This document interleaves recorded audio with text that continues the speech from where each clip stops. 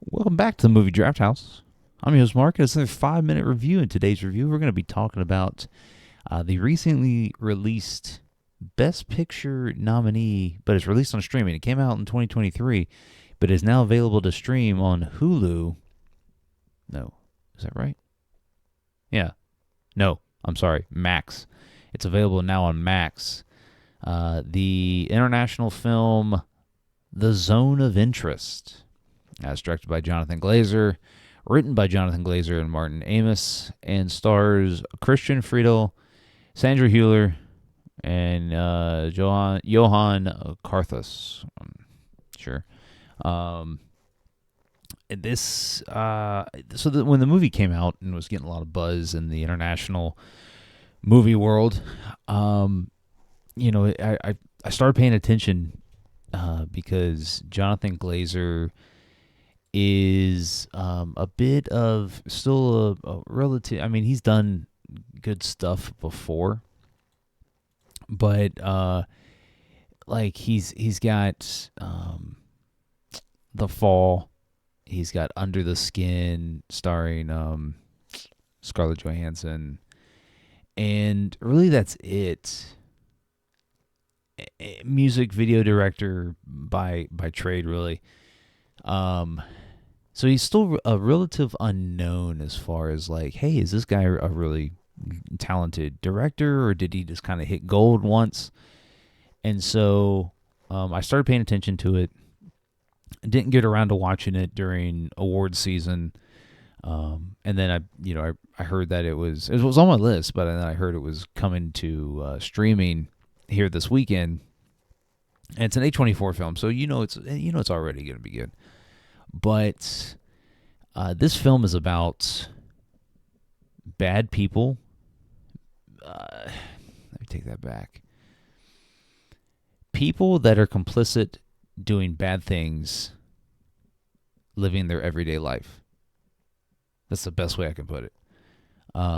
People doing mundane people things. And Christian Friedel is he's this Nazi commander, Rudolph, and he runs Auschwitz, the prison camp, and the first, I think it was the first camp to have the incinerators, where they loaded up hundreds of people at a time and burned them alive. And what's weird about this movie, and that I guess I never knew, and I'm sure, and I didn't fact check this, but why would they make it up? I didn't realize that the families of the commanding officers for these camps lived right outside the camp walls in kind of these mansion-esque houses, with servants and all that, and it appeared to be Jewish or Polish servants at these camps. And this film is about this commander and his wife and their, I think, 3 kids, and they're them living their everyday life, like raising their kids. He appears to be a good father. He appears to be a loving husband, and like they just go about their lives. And he comes home, and there's different moments where he comes home. He takes his boots off right outside the door before he walks in the house, and one of the servants comes and grabs the boots from the stoop and goes and washes them in like an outside sink, and washes blood off of his boots. And then there's another where they're just kind of living their life they have a pool and a courtyard, and they're just living their life while people are screaming behind the walls, in the background. And there's a lot of scenery here of life surrounded by death, and that's the kind of the thinking point of the film, is that these people are just living their lives, especially the kids. They don't know any better. They're being raised to think and feel a certain way. They don't really know anybody. They don't know, why this is wrong or why these people are doing it. They just know that they're being raised in this time. And so, like any husband and wife, Rudolph and his wife, Sandra Hüller, who was nominated for an Academy Award for her, not this performance, but she was nominated for this performance as a supporting actress and her other film, Anatomy of a Fall, as the lead actress. But anyways,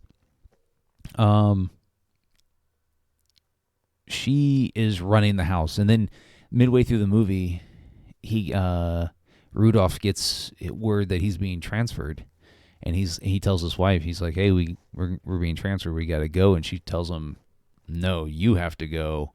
My life's here. We'll see you when you get back." And that leads to some infidelity and maybe rape.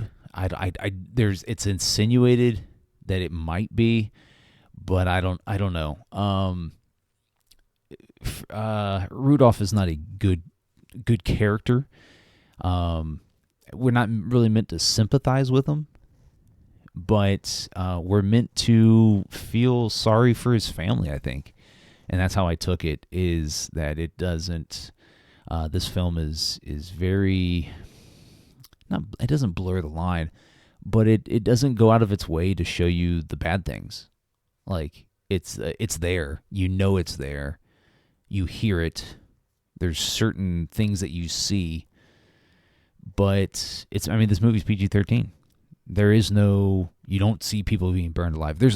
What's crazy to me is that there is an entire multiple conversations in this film between Nazi officers about the plans for the incinerator. They've got scientists and engineers all together, and they're talking about how this is going to work, and how 500 to 1,000 people can get burned at a time, and then once they're done, they can load up another incinerator while that one cools off and burn 500 to 1,000 more people, and then by the time that's done, the ashes of the first incinerator are cooled to where they can get the ashes out and get it ready to burn more people. That's crazy.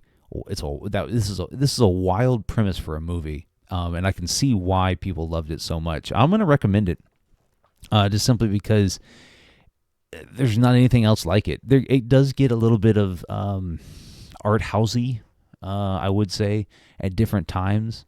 Like, there's an entire 5-minute before the movie begins. It's just a black screen with like a little bit of sound, and then there's different, like, there's infrared, I think. I don't know what that's called. Night vision? I don't know. Scenes where a Polish girl is leaving apples along the trail that they walk, kind of the death march of the prisoners going to Auschwitz. And, it's just got there's different aspects of this film I didn't enjoy, but overall I'm going to recommend it. I do think it's a good film. It's an hour 45, but it kind of feels it. Just simply because it's not a exciting movie. It's you're watching these people live their life in a snapshot of time. So hit the subscribe button when it pops up so you don't miss any future content right here on the podcast. And don't forget the podcast. If you want to follow the podcast on all your favorite social media platforms, you can find us at Movie Draft House. We're on Twitter, TikTok, Instagram, right here on YouTube. Give us a like, follow, subscribe. And don't forget the podcast releases weekly every Thursday on your favorite podcast streaming platform.